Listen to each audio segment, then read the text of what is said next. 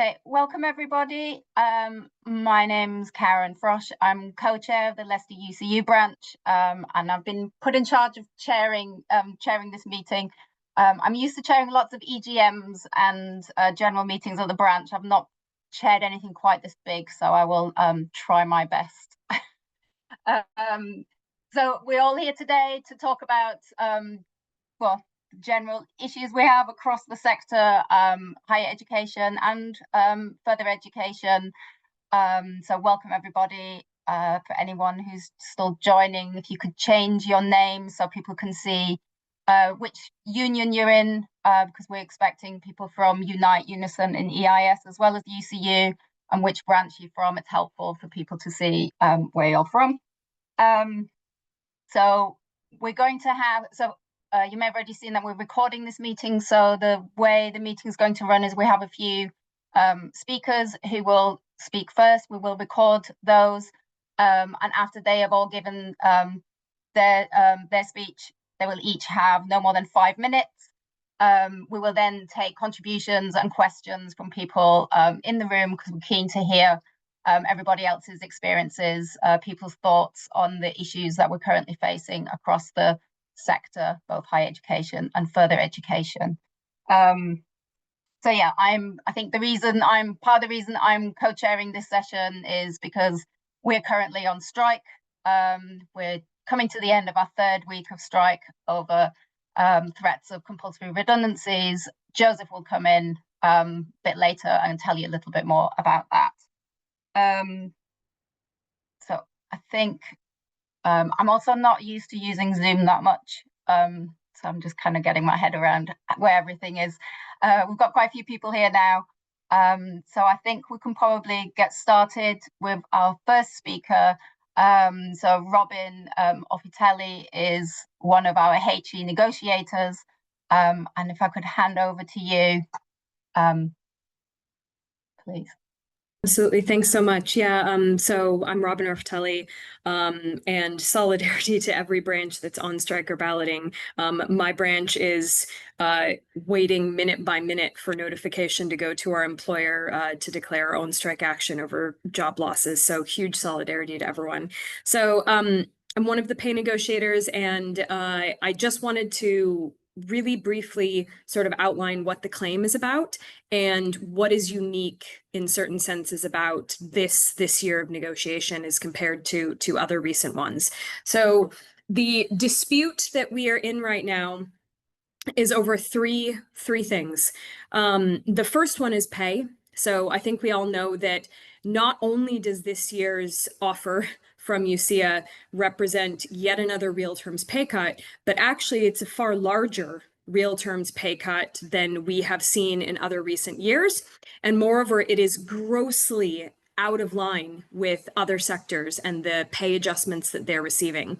And there's one thing I want to say on this, which is that for years and years, UCU has been threatening the national negotiators, as well as instructing their members to threaten individual branches with saying, well, we can't raise your pay because if we did, that would mean we'd have to cut jobs.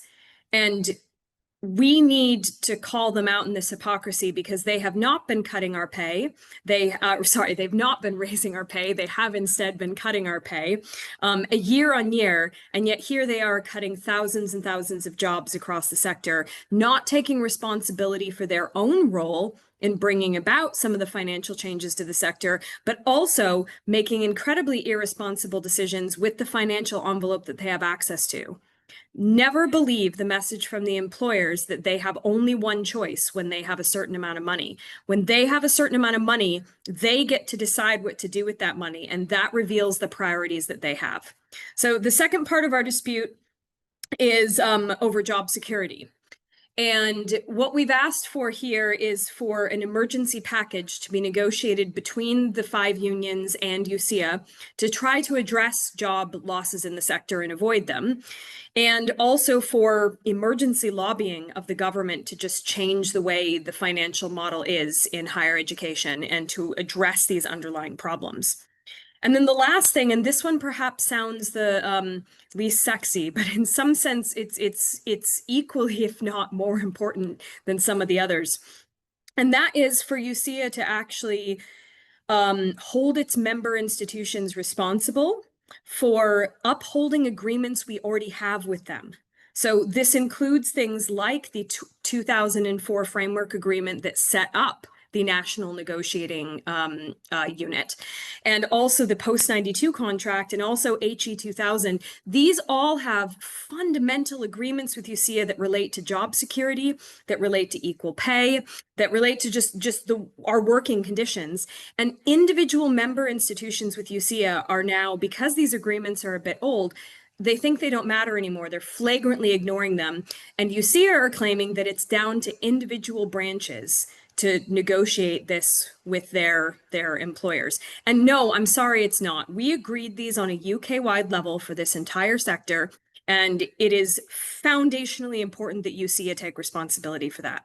So the very last thing that I want to say before I end, because I want there to be as many speakers as possible who can talk tonight, is that one of the things that makes this year unique, at least, I mean, definitely unique, I think, in the history of UCU as a union, is that of the 5 HE unions that are members of Nugentius, 4 of the 5 are getting ready to ballot. So we have aggregate ballots from EIS in Scotland and UCU. We have disaggregated ballots from Unite and UNISON. And UNISON has just announced that they're going to be balloting, I believe, every single member branch that they have in the sector. This is huge. This is the first time I've ever seen all 5 unions united. So, and 4 of them balloting for action. So keep this in mind, and even in the face of everything that's going on, everyone keep your hopes up, and solidarity. I think this is a really important meeting, so thank you for organising it, because I think it's really important. One of the things that listening to Robyn and talking about of that they're trying to sort of divide you up by different branches, but it's really important that we learn from the branches and make sure that it's a united fight back, and that also when we're thinking about education, that we are UCU, we're post-16 education, and so it's also really important that we learn from each other, so that we understand that HE and FE and adult education are all fighting back against what has happened, because it's all rooted in the same things. It's all the same arguments, just with slightly different details. So if we can talk about more of these things and unite people and have that kind of bigger argument, it means that we can talk more about what they're doing with marketisation, the neoliberal ideas, and just their failure to understand how important and value education is. So in FE, we have opened our ballot. Our ballot opened on Monday, runs till the 17th of November. So it's brilliant to hear what's happening in HE, all of those different unions coming together. And in FE, this is the biggest organisation of strike that we've had in ages, the biggest organised industrial action. And so the whole of the union is starting to move towards really kind of resisting and giving a different lead on what needs to happen, and taking that fight to the government, taking their fight to the employers as well. Very briefly, the 3 demands of the FE campaign is national binding bargaining. So in FE, we are the only part of the education sector, and I think most of the public sector, where we don't have national binding bargaining. So each employer can implement any pay award that they want. And I can hear that kind of sort of happening in HE, that they're trying to divide you up. It is a terrible position to be in. So our body, the Association of Colleges, recommends an award. It's not uncommon for about 60% of employers not to do that recommendation. And that recommendation is always below inflation. It's always rubbish. So there's just this constant race to the bottom. And it means it's quite difficult to kind of unite the different branches. And we need more funding in FE. It's an absolute crisis. The second demand is pay. Our pay has eroded by 18% since 2010. So I know in HE that's a very similar thing. And when we look across the public sector, it's the same for many elsewhere.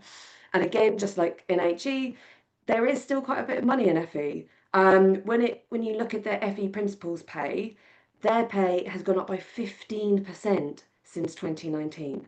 71 college principals are paid over 200,000, whereas a teacher in FE, we are fighting for them to start with a 30k salary. Like, this is just obscene. It is not valuing education. Workload, I will not bore you with all the details of workload. I'm sure you have exactly the same issues.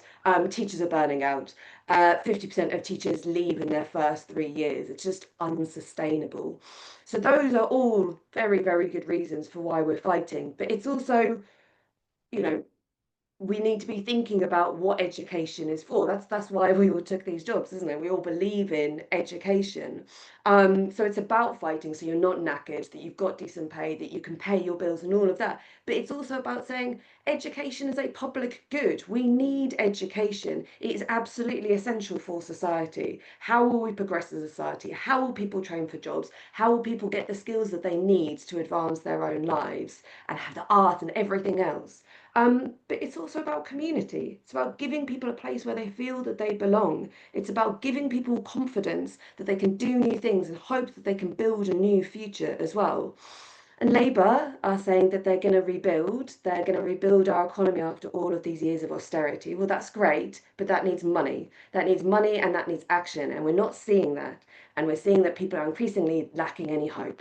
We saw not that long ago over 100,000 people marching on the streets, led by Tommy Robinson. We see the rise of Reform UK. When people don't have hope, when people feel that there aren't any ways of moving forward, you see them blaming migrants, blaming others, blaming the minorities. And education is going to be key in fighting to change that. Fighting to give people the conditions that they need in order to better their own lives, to give themselves hope, to give them a way of challenging what they're being told, because right now they don't have much hope anywhere else. And going on strike gives people that confidence as well. We've all seen it in our own branches, and I can't wait to hear from what has happened in Newcastle and Dundee, because they're such inspiring fights.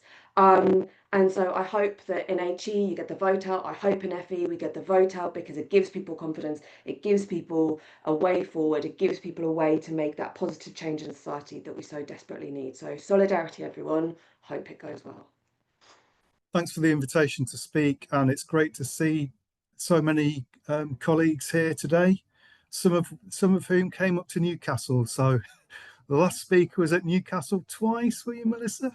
Speaking on at our mass pickets, and it was great to see Dundee win, and hopefully other people felt when we won in June, when our management dissolved all the pools for redundancy and basically waved a white flag, that's a win for everybody. So when branches win, we win for everybody, and we knew that we couldn't fight on our own, and we didn't, because when we started, there was Dundee and Brunel and us, and that resistance has spread. So that's really, really crucial.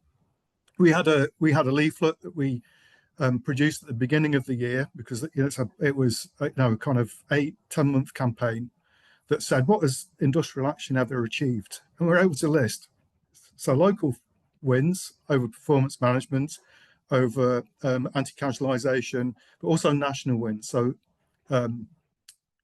the USS win. And now we've reproduced that leaflet, and we've got another thing on the top, which is 300 compulsory redundancies. So industrial action can win, and the alternative is worse, frankly, from the point of view of the sector as a whole. We've had a year in which we've had the worst year in higher education ever. I'm a modern historian. Perhaps there's some early modernists who can explain the impact of the birth of the Church of England on higher education, and that's probably the only comparator there probably is. They're sacking all the monasteries, and all 12,000 jobs have gone. And we came into this Labour government with lots of our colleagues believing we could lobby them, and that we didn't need to have picket lines and we didn't need to fight back. The only way that we will get higher education to the top of the agenda, the way that we'll get saved jobs, the way that we'll get job security, the way we'll defend our agreements is through pressing them. Because at the moment, They're only getting the government is only getting press from one side, and that is from reform. The whole show is moving right. So if we stand up, we can do something to protect people's jobs and protect the national collective bargaining that we have over pay, over progression, over equality, those things. And it's, I just think it's indispensable. The wins that we've had, we should celebrate, but our management will be back for us at Newcastle wanting revenge unless there's a concerted fight back. Hi, thanks to everyone who's spoken already.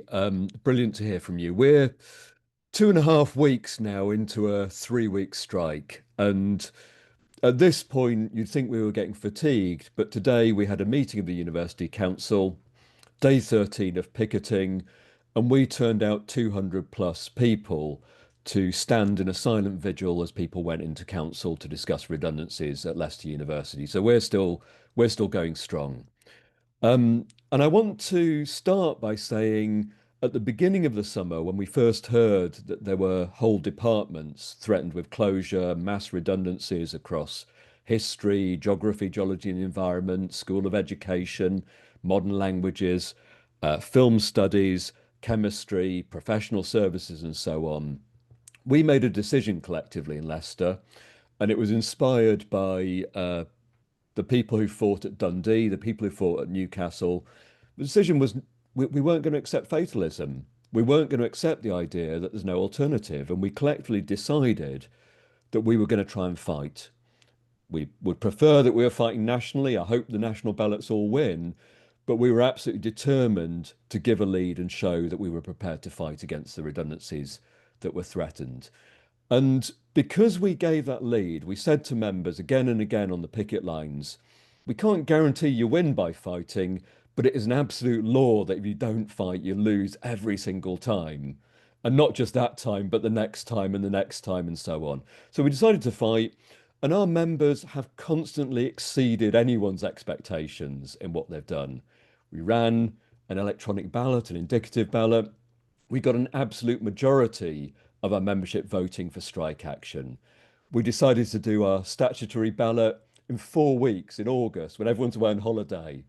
We got 62% turnout. We got an 80% vote for strike action. Every time we've called a picket, we've had people, large numbers of people on the picket, our general meetings. We discuss and debate things strategically, as you'd expect. But when we vote, and hundreds of people vote in those, people are bound by it and they come out the next day. It's been an enormous success for Solidarity. We have teach outs every day where we showcase our teaching, our research, all the things that we're proud of. And we talk about other things as well. We had a fantastic teach out on migrant workers. We've had one on Palestine and so on and so forth. We talk about the bigger issues that impact people. And eventually, late last week, our management decided to enter negotiations with us. Rather astonishingly, they didn't think they could negotiate with us. They didn't realise that this was part of the repertoire, which shows the kind of managers we're dealing with. But anyway, they eventually realised that they could negotiate, and we decided we were going to have a show of force. So we marched up to the negotiations with 300 people behind us. We made sure they were chanting, banging drums as we went into the room, and that they had our backs. And we said to them, we have your backs as well. The negotiations so far have not resulted in a removal of the redundancy threat. And I should say as well, what happens at Leicester has achieved a new national significance because our Vice-Chancellor, Nishan Kanagaraja, is now the chair of UCU. So what's happening at Leicester will become a template for other universities. So it's tremendously important that we fight. Just a couple more things to say. First of all, I'm absolutely bowled over by the solidarity we've received from UCU branches up and down the country. And I would offer any branch that hasn't had a Leicester striker come and speak, please invite us, please continue the donations. They're really important. But it's not just UCU branches. We received today £1,000 from Leicester City UNISON. So we're getting support, letters of support, donations across the country. I'm also astonished by the support from students we've had. It's been absolutely wonderful. And I think it reflects not just the quality of teaching that we deliver at the University of Leicester, the threat to courses and so on. It represents the fact that we've always stood by our students, including quite difficult moments. A group of students were arrested not long ago at Leicester for standing in solidarity with Gaza. I'm very proud that my UCU branch backed them to the hilt. They'll be in court in a couple of weeks, charged with aggravated trespass. We will continue to back them, support them, stand with them. And that's true across the board. We've always stood with the oppressed and exploited, wherever they are, wherever they're fighting. And because of that, they stood with us. One other thing I want to just mention, I mean, I'll talk about what we're doing next. There's quite a serious union busting effort at Leicester. Not only are they deducting a day's pay for strike action, they're also threatening 2.5 days for those staff refusing to reschedule their strikes. It's a very, very punitive thing, and we're determined to stand firm. I think Karen wants me to sum up. I'm just going to finish by saying this. 3 things that are coming up. First of all, we expect the announcement about redundancies to happen in the first week of November. So watch this space. We'll know exactly what they're planning then. Secondly, we've requested 2 more weeks of strike action in November. So our struggle is going to continue after the first wave of strikes ends on Friday. And finally, I want to invite you all to come to Leicester on the 12th of November. UCU have called a national demonstration in Leicester. It's modelled on what we did in Newcastle. I want there to be hundreds of people marching through Leicester in solidarity. It's not just a fight to make sure that Leicester wins. If we win, the whole union will be stronger and more capable of fighting against redundancies. So help us win, but help us win on the basis that we will help every other branch that's fighting today.